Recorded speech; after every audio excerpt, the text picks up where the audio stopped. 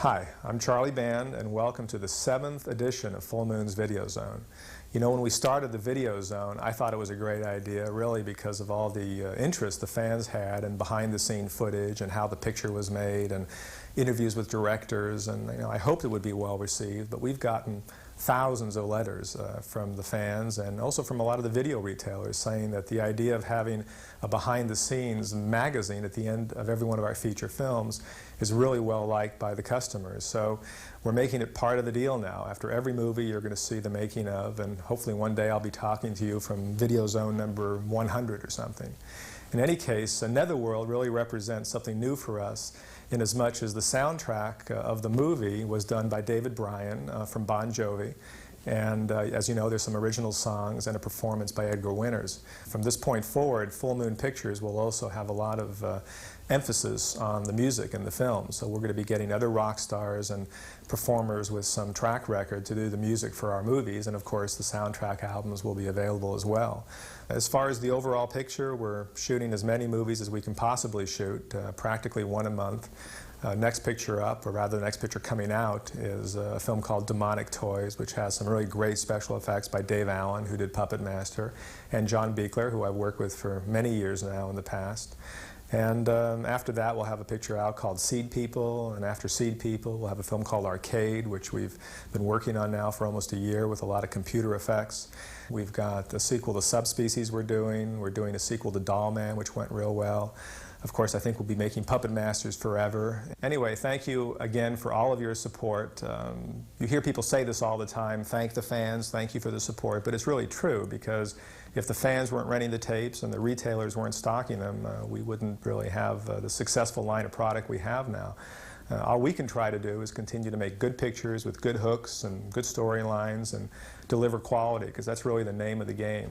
There aren't too many pictures out anymore in B-movies that deliver a solid sci-fi or horror punch, and we intend to keep making them. Anyway, as always, I'll see you on the next edition of the Video Zone.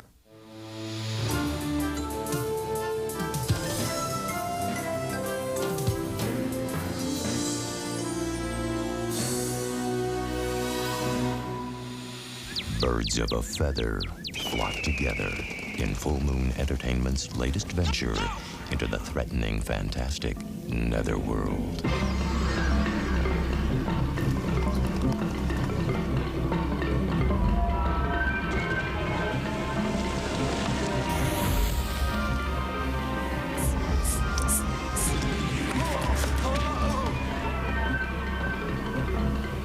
Shooting on location in steaming New Orleans, veteran director David Schmoller creates a unique blend of reality and voodoo myth with Netherworld.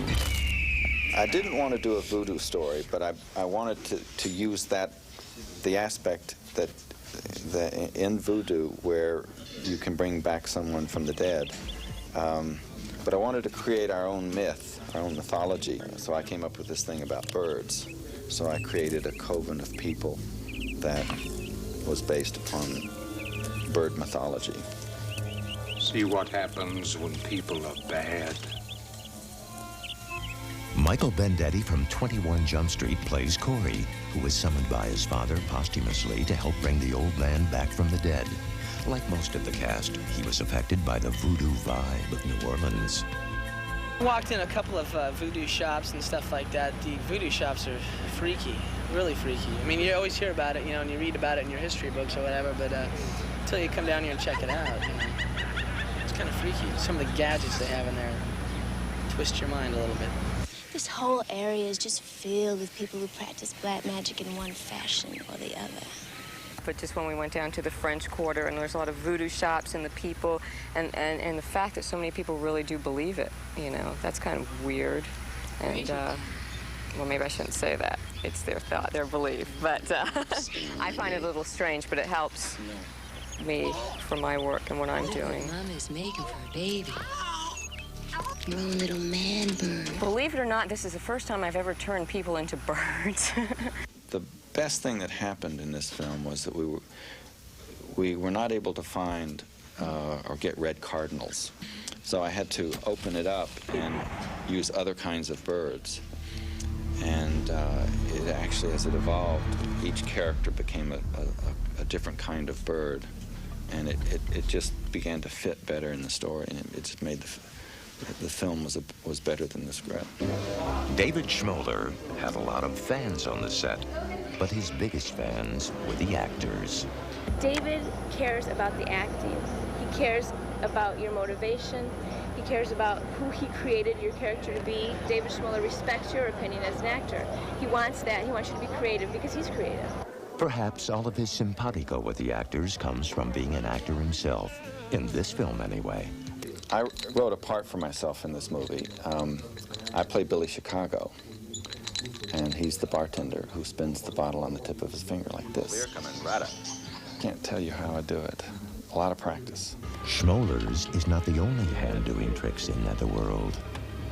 Special effects maestro Mark Shostrom created the Hand of Satan using Egyptian symbols and icons and a lot of latex. What I did was had a hand left over from another film of an actor, so I reproduced it in clay, and then he was quite a large guy, so he had a large hand. And I just sculpted in clay all the designs. I actually made two different hands, one a static hand and one kind of a more dynamic position. Sculpted both to look the same. They're just latex tendrils that are put in position, and these are wrapped around the actor's head. And then I yank them through here, and they film it all in reverse, so you get the effect of these tentacles coming out and whipping around the person's face. This is a hand where fingernails, or actually bird nails, come out and claw into somebody's face. Just a basic push-pull cable.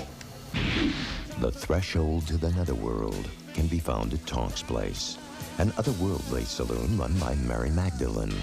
You're lost, are you? I play Mary Magdalene, or Mary Magdalene, as I like to call her. So I'm just really sexy and brassy and sassy, and I like her. Everything I've always wanted to be.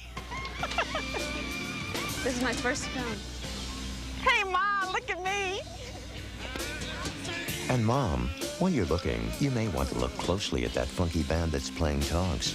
You might recognize rock legend Edgar Winter performing live and making his acting debut. Yes, it is. My first experience with film. Actually, I'm interested in scoring also, so this is going to be invaluable experience in that area. I hope to do more of it.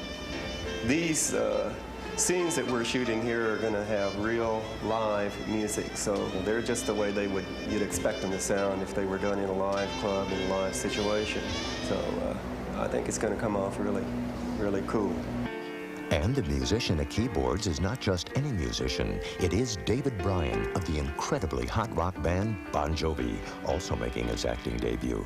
He has performed with Edgar Winter before. There's a funny story. When I was 16, when John and I had a band, Atlantic City Expressway, we opened up for Edgar at the Fast Lane in New Jersey, like many moons ago. And it's pretty neat now we're in a movie together and on a soundtrack. Acting is not the only debut Bryan is making. He is also composing his first film score for Netherworld. Scoring a film was always something in the back of my mind that I wanted to do because I'm a classically trained piano player, and I'm looking forward to some, knock on wood, good success. Knock on wood, there it is. Getting all of these musical talents together for a soundtrack album is Pat Siciliano, Vice President of Full Moon Entertainment's record arm, Moonstone Records. We're beginning a full-fledged record label called Moonstone Records, and we're releasing soundtracks from each of the films that Full Moon does. I hope to develop a real nice rock and roll thing. We'll never abandon the traditional soundtrack or the traditional scoring which Charles Band demands to accompany his film, but I'd like to spice it up with a bit of interesting and clever feature music.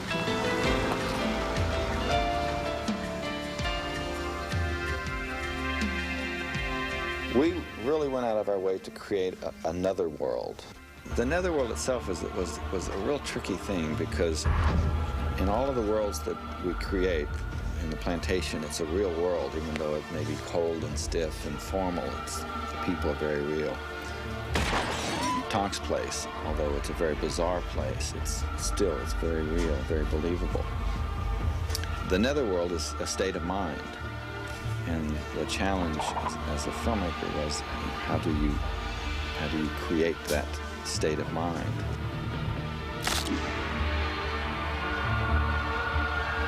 There is a place between heaven and hell. Netherworld.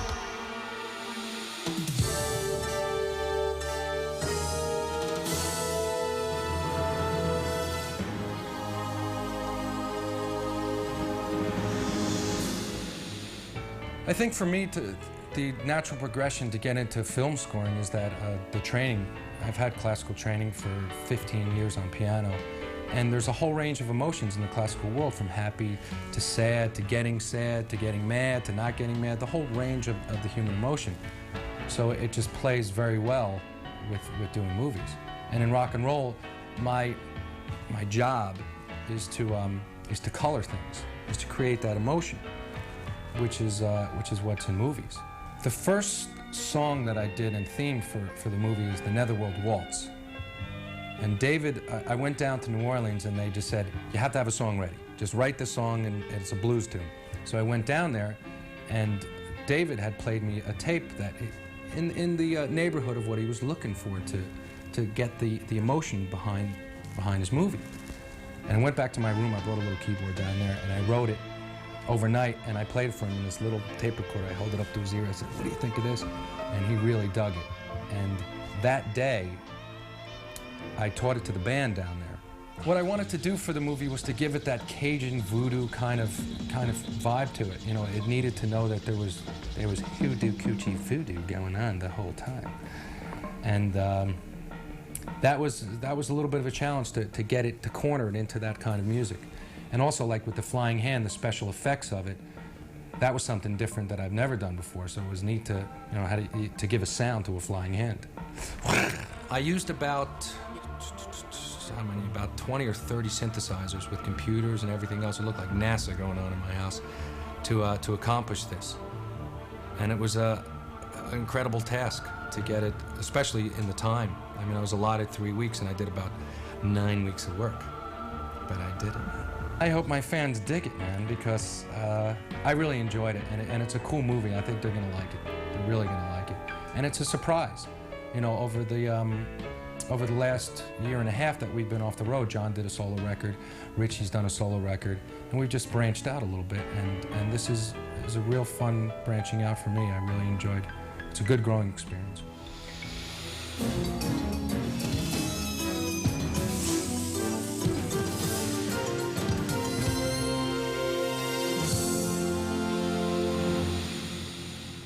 Hello, do you know me? Not many people do. That's why I always carry this. It's a monster hand. It's from a picture called Zone Troopers that I made with Charlie Band a few years ago. Hi, I'm John Beekler, and this is Magical Media Industries, my makeup effects company. Most recently, Charlie and I have been collaborating on a number of films, including Netherworld, Demonic Toys, and most recently, Seed People. Let me show you around. In the world of special creature and makeup effects, the artist is often asked to do the impossible. In this case, it's something called Seed People. This document, called a screenplay, is where all these weird visions come from. How do we come up with the visions? How do we make these things tangible? Well, generally we go to something called a meeting.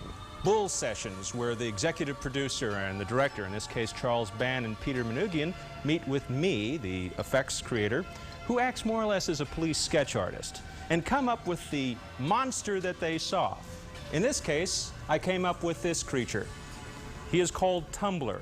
As you can see, it's a wild piece of vegetation gone mad, with spiny thistles sticking out, great tendrils, and a soft underbelly with a monster's face on it. Over here you can see our shop supervisor, Mr. Rod Matsui, attempting to execute this creature. But if you look carefully, you'll be able to tell that Rod is doing it completely wrong. Everything he's doing will have to be redone. In fact, you'll never work in this town again. Over here are some body casts you might find interesting. In the process of creating a full-body creature, we often go through the step called the body casting. Here we put alginate and plaster bandages all over the actor or the actress, In this case, we created a demonic teddy bear and pulled out a hard fiberglass mannequin of this character. We were very fortunate in the case of Demonic Toys that the actor we chose to play the mutant teddy bear looked an awful lot like the creature to begin with. I'm often asked, how do you get into the business? How do you make monsters for a living? Well, I'll tell you. What you need is the desire. If you know what you want to do, there's nothing on this earth that will stop you from doing it. If you want to sculpt, if you want to make monsters, if you want to direct, there's nothing holding you back. Sculpt, make molds, write your stories, pick up your home video camera and make a movie. Just go for it. You know, I love cinema the fantastic. Creature features, horror films, things that go bump in the night. Whether I'm directing Jason Voorhees in Friday the 13th Part 7, or killing Freddy Krueger in 3D, directing Troll or Cellar Dweller, I really enjoy these movies. Such as the movies that Full Moon Entertainment gives you, like Seed People, Netherworld, and Demonic Toys. Wouldn't you say so? Yeah, I'd say so. Ba-ba-da-ba-ba-dang-dang-dang, ba-ba-da-ba-ba-dang-dang-ding-dong-do. Full Moon. Yeah!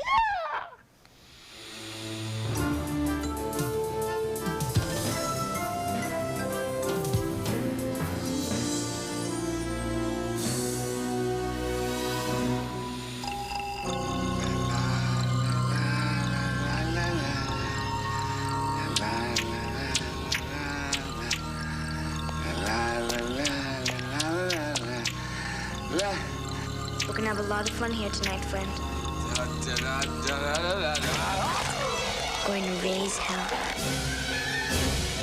What the? Oh my God! Somebody shot him!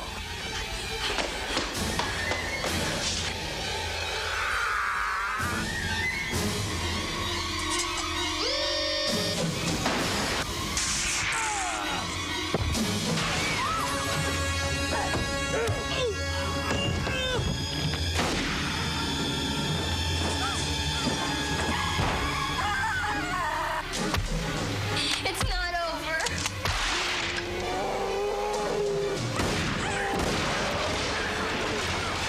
You can't have me.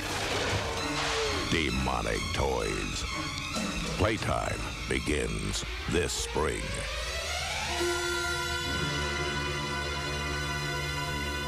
The makers of Puppet Master and Reanimator take you to a time of madness. Have mercy. Arrest her. An inquisitor's lust, a woman's innocence. His battle for her soul will create evil's ultimate weapon. Look up. The Pit and the Pendulum. No one escapes. No one. The Pit and the Pendulum, now on video cassette from Full Moon Entertainment. In the dark past, humans were their prey. And blood was their life. Now in modern-day Transylvania, eternal evil has reawakened. I'm afraid for you.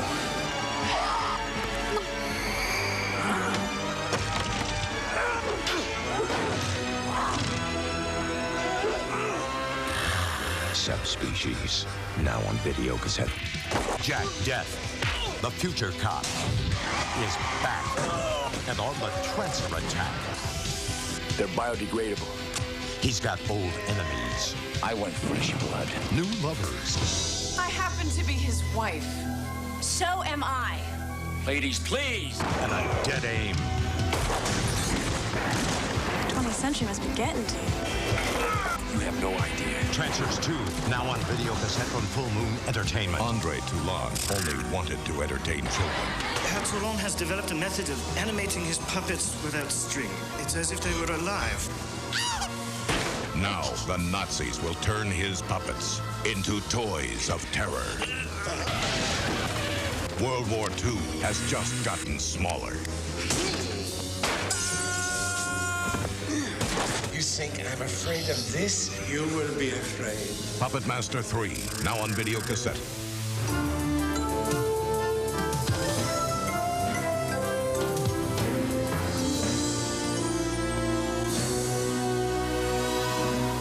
Hi, Full Moon fans. I'm Charlie Spradlin. You may recognize me from Full Moon's Puppet Master 2 and Meridian, but right now I'm in this wonderful creature effects shop. This is where some of our Full Moon monsters are born, and I'm also going to let you in on the newest and the coolest collector's items. Moonstone Records is rising up the charts. You should rush right down to your nearest record store and get our newest release of Netherworld.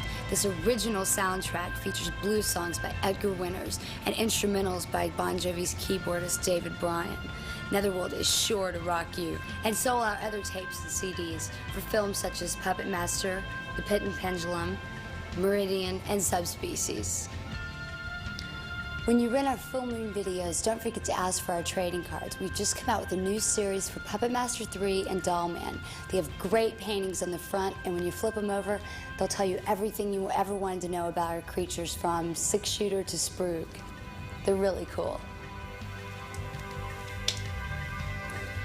They say that our Full Moon movies are just like comic books, and we couldn't agree more.